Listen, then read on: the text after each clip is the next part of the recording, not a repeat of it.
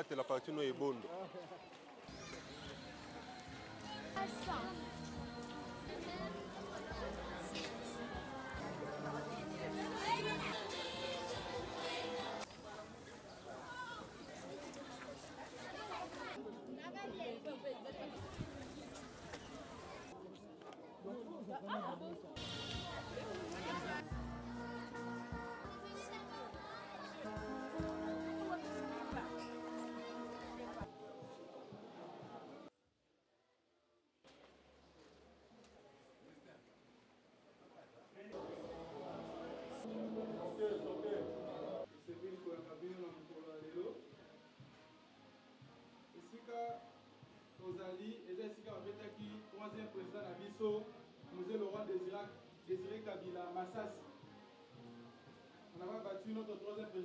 C'est ici qu'on avait assassiné lâchement notre troisième président de la République, Musée Laurent Désiré Kabila.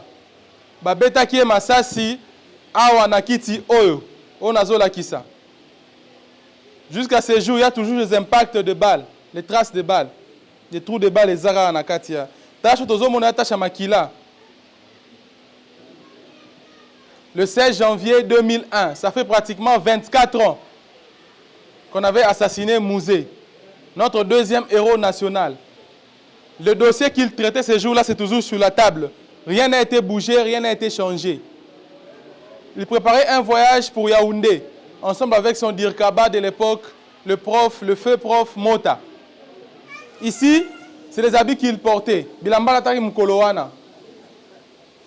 Et ça, au Katana Boepo, Bando, ça la réanimation d'urgence. Nabato Bazala Wana Mukolowana. En bas, vous verrez les chaussures, sandales. Au-dessus, chapeau nae.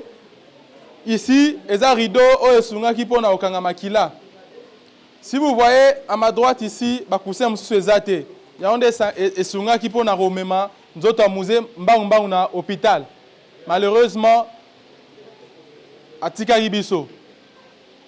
Donc, ce sont des journées de méditation où nous devons apprendre aux générations à venir les raisons pour lesquelles on les appelle héros nationaux et leur lutte, leur idéologie. De se prendre en charge et surtout de ne jamais trahir le Congo.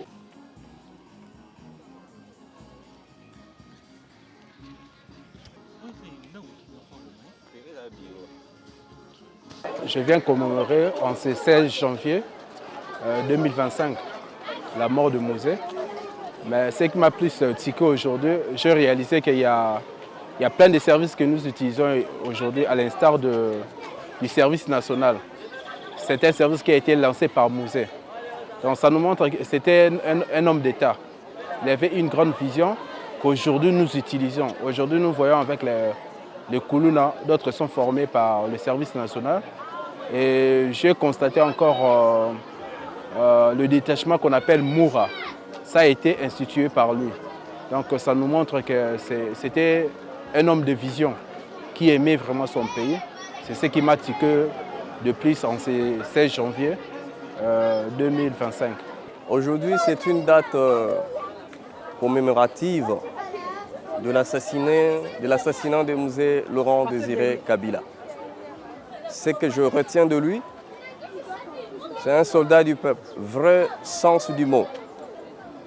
Je me souviens, j'étais encore étudiant alors qu'on l'a assassiné. J'étais tout à fait bousculé dans mon fort intérieur. Parce que dans mes théories de relations internationales, j'aimais beaucoup plus des théories de Karl Marx. Il défendait beaucoup plus la société. Et Musée fait partie de grands défenseurs de la doctrine Karl Marx pour la gestion et la gouvernance de la cité. Un nationaliste qui défendait les intérêts du pays, qui défendait l'indépendance, la souveraineté. Et je pense que c'est même ces trois grandes questions qui ont fait qu'à ce que Musée soit assassiné.